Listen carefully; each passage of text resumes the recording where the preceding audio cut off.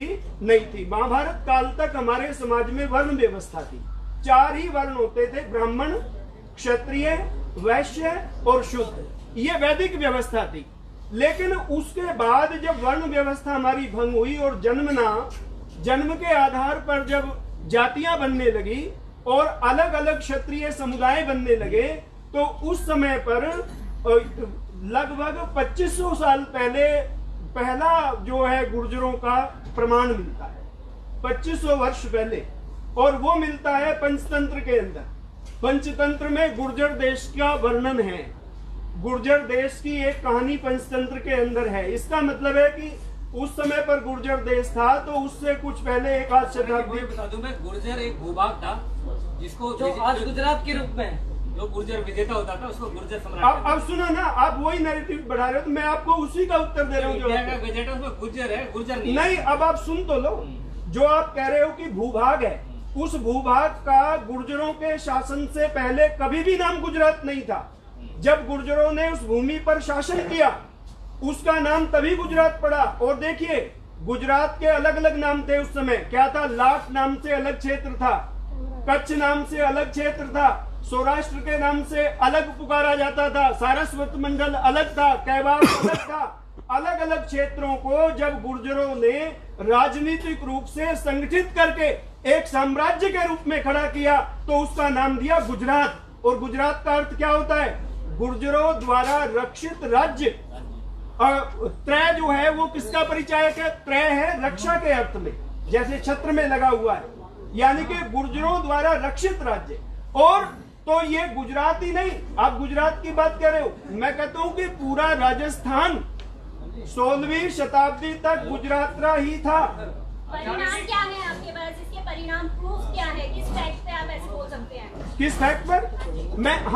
मैं आपको पूरे प्रमाण जो आप इसके मांग रहे हैं ना, तो प्रमाण इसके हमारे पास समकालीन ग्रंथों के हैं। अभी ये पृथ्वीराज विजय आपके सामने रखी है।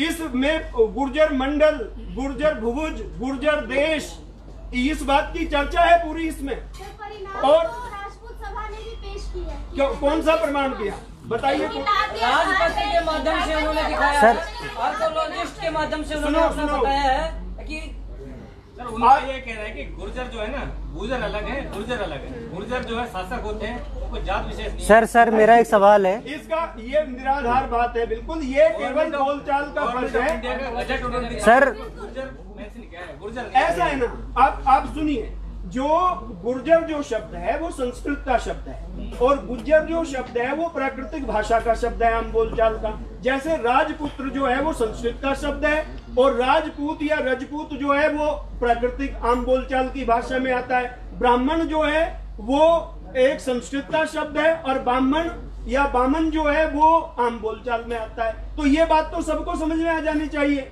ये कोई ऐसी बात नहीं है। और दूसरी बात मैं आपको कहना चाहता हूँ कि गुर्जरों के कारण ही, उनके शासन के कारण ही ये सारी टेरिटरी, ये सारे क्षेत्र गुजरात या गुजरातरा कहलाते थे। पूरा राजस्थान गुजरातरा था। और आप बहन प्रूफ पूछ रही हो, तो मैं प्रूफ बता रहा हूँ।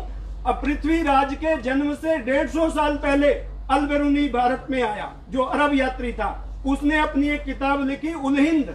तो उल हिंद में उन्होंने ये उल्लेख किया कि चौहानों का जो राज्य है वो गुजरात के नाम से प्रसिद्ध है, यानी कि पृथ्वीराज की कितनी पीढ़ियों पहले भी वो गुजरात ही था, और पृथ्वीराज के काल में भी गुजरात ही था, बहुत सारी सेंचुरी तक। और इस पर इतिहास के सारे, देश के सारे इतिहासकार एक मत हैं कि प्राचीन नाम राजस्थान का गुजरातरा ही है।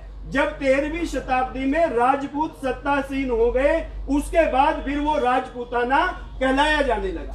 और एक और प्रमाण देता हूं इसका मैं, जो ये भ्रांति चला रखी है। तो वो कहते हैं कि मीर भोज गुजरात के राजा थे, गुर्जर देश के राजा थे, इसलिए वो गुर्जर सम्राट कहलाए। अब उनसे पूछो बंधुओं से कि मीर भोज राजा कहाँ के थे? मीर भोज कन्नौज के सम्राट थे। उनकी कई पीढ़ियों पहले से कन्नौज में गुर्जर प्रतिहार वंश का साम्राज्य था। पर गुर्जर प्रतिहारों से पहले कन्नौज कभी भी गुर्जर देश नहीं था, ये मेरा दावा है। आप देख लीजिए, हर्षवर्धन की राजधानी थी पहले कन्नौज। गुर्जर प्रतिहारों से पहले किसकी राजधानी थी? सम्राट हर्षवर्धन की। ना तो उस समय कभी वो गुजरात कहलाता था, या गुर्जर देश कहलाता था। और गुर्जरों की जब अंपायर खत्म हुई 1036 में, उसके बाद गहड़वाल आ गए वहां पर। गहड़वालों के समय में भी कभी गुजरात नहीं कहलाया, केवल और केवल वो तभी तक गुजरात रहा जब तक गुर्जर प्रतिहारों का वहां पर शासन रहा। ये गलत तथ्य देकर के लोगों को भ्रमित किया जा रहा है और लोगों के अंदर एक भ्रांति फैलाई जा रही है। आप फैक्ट पे बात कीजिए ना।